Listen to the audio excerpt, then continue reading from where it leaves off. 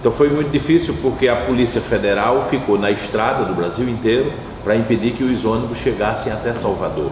Naquela época não tinha celular, não tinha nada, e muitos ônibus ficaram pelo caminho. A Polícia Federal dava uma batida ali no ônibus, pedia documento, arranjava algum pretexto e não deixava aquele ônibus seguir, não é?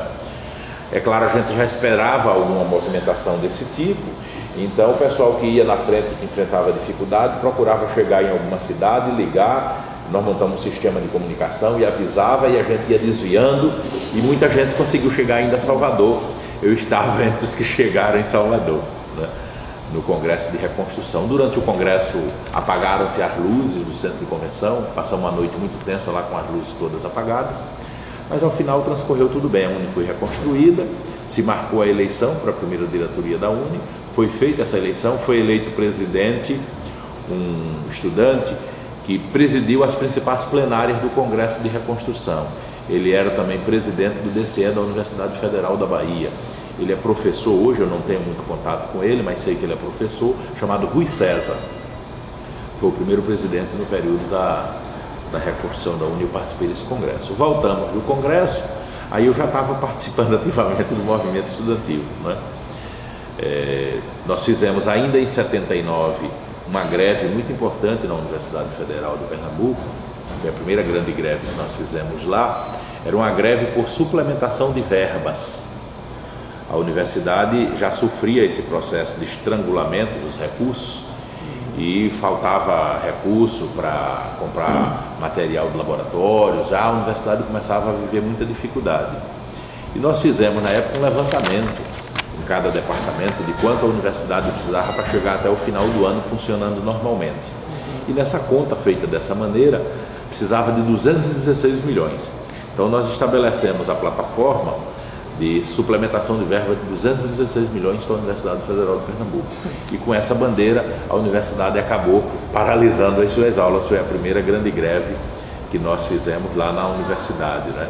É quando as greves começaram a ressurgir nas universidades, no movimento estudantil, e a partir daí os diretórios acadêmicos foram se multiplicando, porque cada curso, na época você tinha os diretórios de centro, o diretório do centro de tecnologia, o diretório de saúde, o diretório do Cefish. Então cada curso começou a fazer o seu diretório, e foi um período assim de um movimento estudantil muito intenso dentro da universidade, de muito crescimento do movimento estudantil, de muito crescimento também das lideranças, porque naquela época você não tinha só a plataforma da universidade, não é?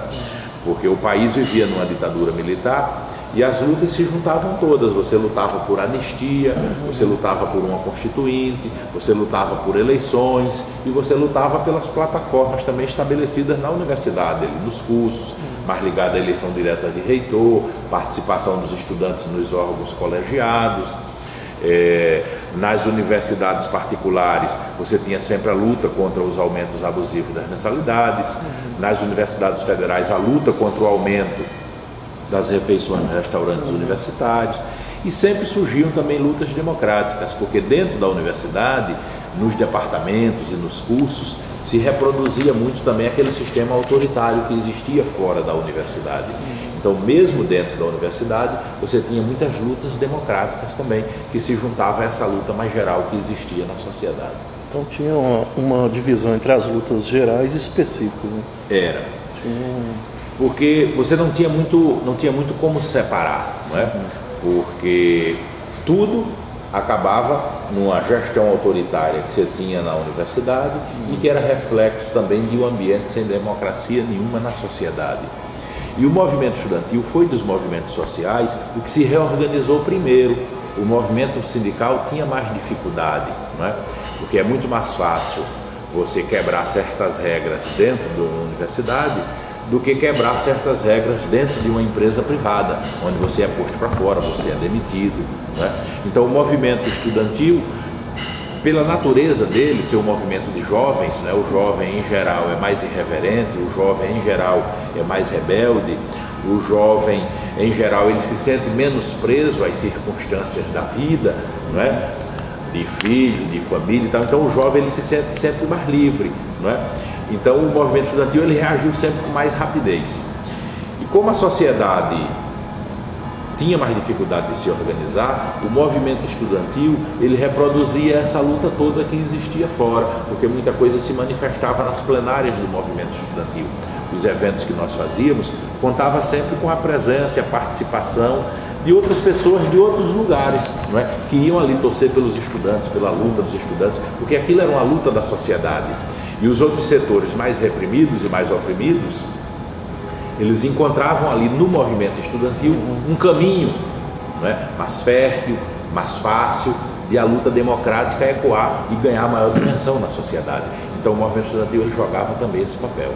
Então ele era um movimento, vamos dizer assim, muito politizado naquela época, porque ele se inseria nesse contexto da luta política mais ampla que começava a ser desenvolvida no Brasil, pelo fim da ditadura, por eleições, pela anistia, né, que foi uma luta muito importante, e a luta da Constituinte também, o movimento pela Constituinte, a luta contra a caristia, né, e o movimento estudantil se metia nisso tudo, né, participava disso tudo. Agora, assim, pelo que você conhece da história do movimento estudantil e olhando especificamente o seu período, você acha que ele ainda mantinha aquela tradição daquele movimento estudantil mais clássico de via entidades ou tinha alguns caminhos diferentes que o movimento estudantil tomava naquele período em função da conjuntura? Ou eles seguiam a mesma tradição ou teve... Não, era um período diferente, né? Porque esses movimentos eles estão muito condicionados ao momento histórico em que eles ocorrem, né? É claro que hoje, né, você fazer uma luta por eleição direta não tem sentido, né? Você fazer uma luta por liberdade de organização sindical não tem sentido. Você fazer uma luta pelo direito dos estudantes a organizar suas próprias entidades também não tem sentido, porque tudo isso hoje é permitido. É claro que a nossa democracia ainda carece de aprimoramento, não é?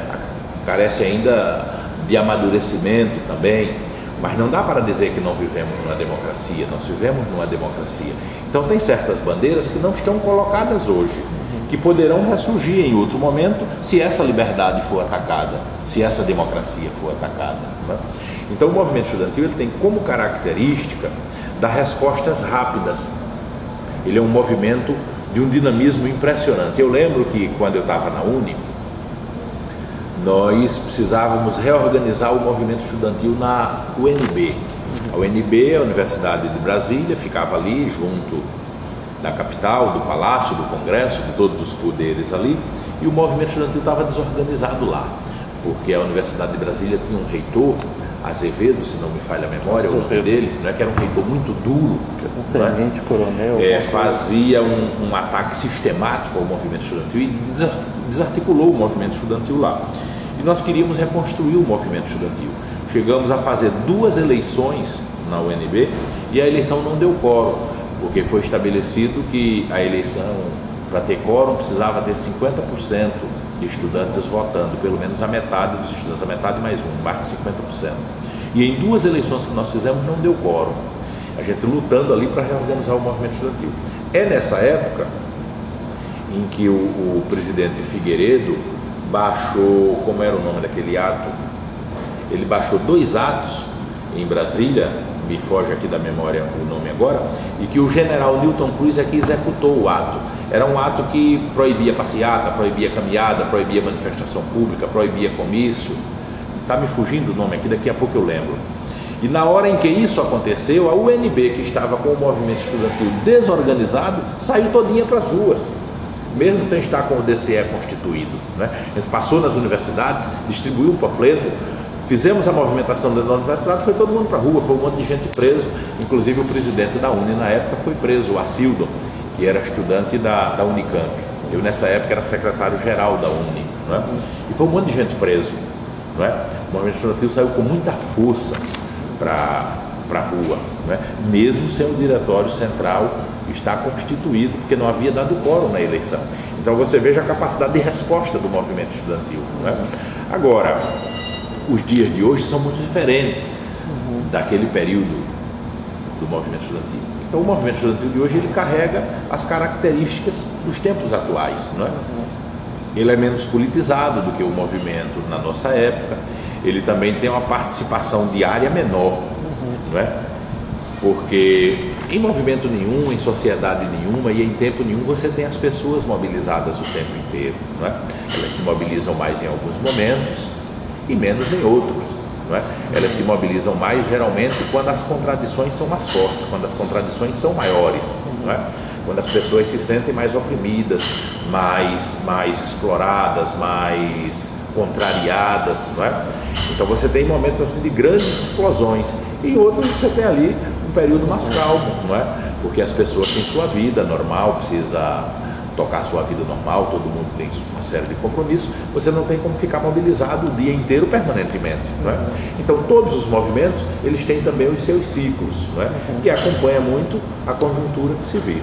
Mas eu falo assim, em termos, nesse período seu, em termos de formas de organização, de estrutura de movimento, de mobilização, você acha que houve uma mudança em relação ao movimento que existia? Houve porque naquela época o contato que as pessoas tinham com certas ideias eram diretamente pelo movimento estudantil, né? E aquilo era tudo quase que artesanal, você não tinha a facilidade de informações que você tem hoje, que você tem acesso a tudo que você quiser, né? Naquela época não.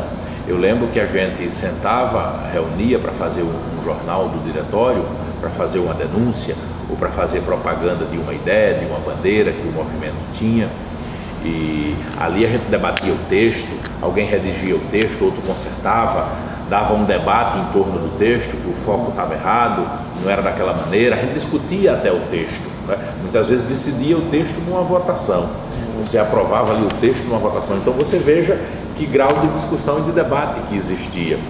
Depois alguém digitava aquilo ali, batia aquilo no mimeógrafo, né? Você tinha o mimeógrafo a óleo e tinha o mimeógrafo a álcool, né? O álcool você rodava 100 cópias, 100 e pouco, aquele extenso ali já rasgava.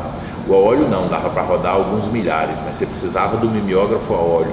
Aí você batia aquilo ali, naquele esquema todo artesanal, você errava uma letra, tinha que vir ali com o corretor e tal. A gente mesmo batia o extenso, a gente mesmo rodava no mimeógrafo e a gente mesmo distribuía o jornal, né? Então tudo a gente mesmo que fazia, era tudo artesanal. A gente mesmo fazia as pichações, então todo mundo aprendia um pouco a fazer as letras, a compor as frases, né?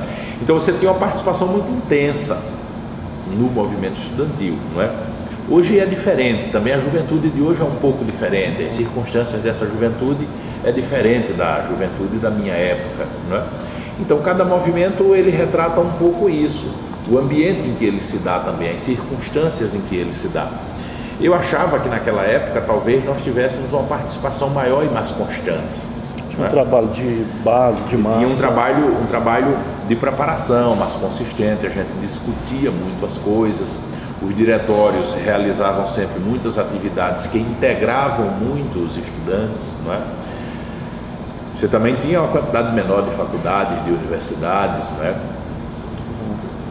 Agora, a impressão que eu tenho é que tinha um trabalho mais forte naquela época, não é? Tinha um trabalho mais forte, é a impressão que eu tenho, não é?